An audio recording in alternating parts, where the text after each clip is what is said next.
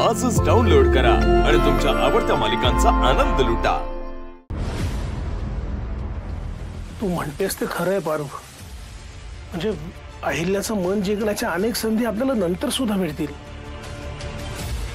पण जर का दिशा जिंकली तर अहिल्या स्वतःचा शब्द खरा केल्यापासून राहणार नाही। श्रीकांत सर, मला ईशाची परीक्षा द्यायची नाहीये।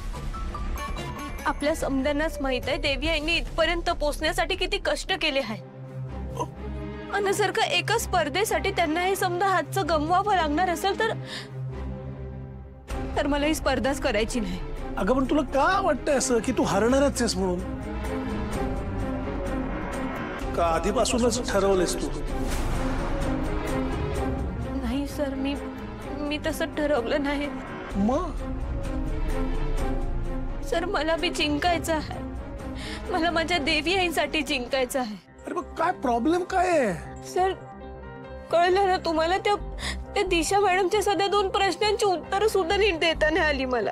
आरू, अगं वेळ आहे अजून, होईल ना तुझी तयारी। आपण प्रॅक्टिस घेऊ तुझी। हा सर, तुम्हाला खरंच वाटतंय का इतक्या कमी दिवसाच्या सरावामध्ये आपण इतक्या मोठ्या आंतरराष्ट्रीय पातळीची स्पर्धा मी जिंकू शकणार आहे? हो, माझा विश्वास आहे तुझ्यावर, पण तुझा स्वतःवर का विश्वास नाहीये? काय झालंय असं? सर, मी या स्पर्धेत भाग घेतला होता ते देवी यांचं मन जिंकायला, पण आता ईशा वेगळा झालाय।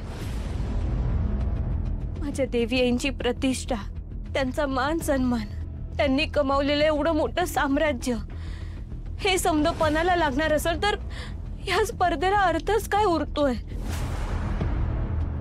मी जिंकले तरी बी मी हरणारच आहे।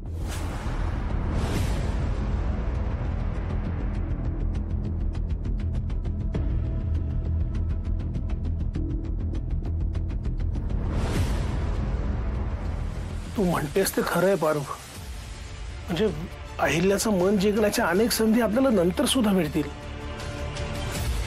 पण जर का दिशा जिंकली तर अहिल्या स्वतःचा शब्द खरा केल्यापासून राहणार नाही। दूर निघून जाईल ती कुठंतरी, कुणाचंच ऐकणार नाही ती। मला भी हीच भीती वाटते सर। त्या दिशा मॅडमसाठी किंवा आमच्या नात्यासाठी सुद्धा देवी यांनी इतका मोठा त्याग का करावा?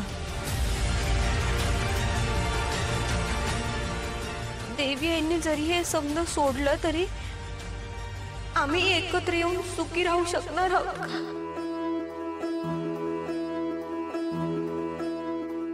आपल्यामुळे आपल्या माणसाला हरताना बघण्यापेक्षा मला माझा जीव देणं जास्त सोपं वाटतं। आरू,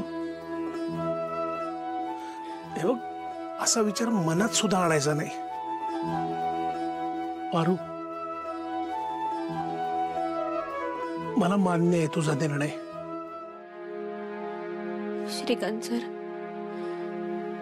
आता आदित्य सरनं माझ्या नात्याचं जे काय व्हायचं ते होऊ दे,